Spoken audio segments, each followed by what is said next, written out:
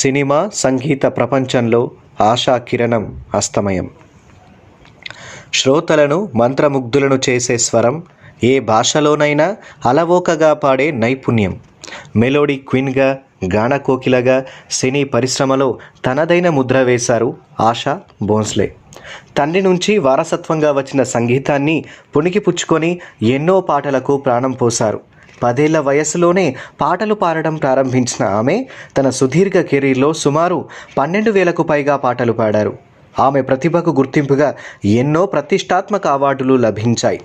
ప్రపంచంలోనే అత్యధిక రికార్డింగులు చేసిన గాయనిగా 2011లో గిన్నిస్ రికార్డు సాధించారు.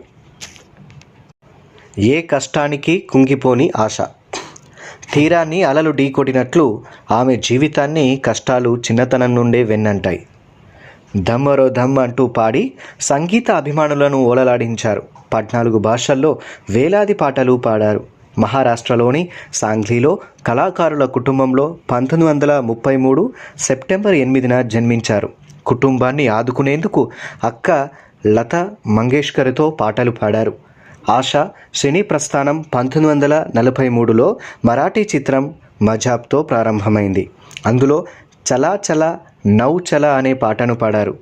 తెలుగులో కొన్ని పాటలు పాడారు. అందులో చందమామ అనే సినిమాలోని నాలో ఊహలకు అనే పాటను పాడారు.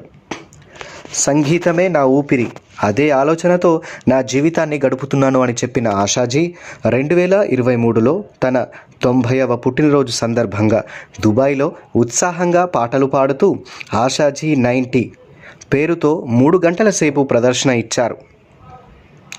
దాదాపు సంపూర్ణ జీవితం గడిపిన ఆశా భోంస్లే వ్యక్తిగత జీవితంలో ఎంతో విషాదం ఉన్నా చివరి వరకు తరగని ఉత్సాహంతో పనిచేశారు. Thank you.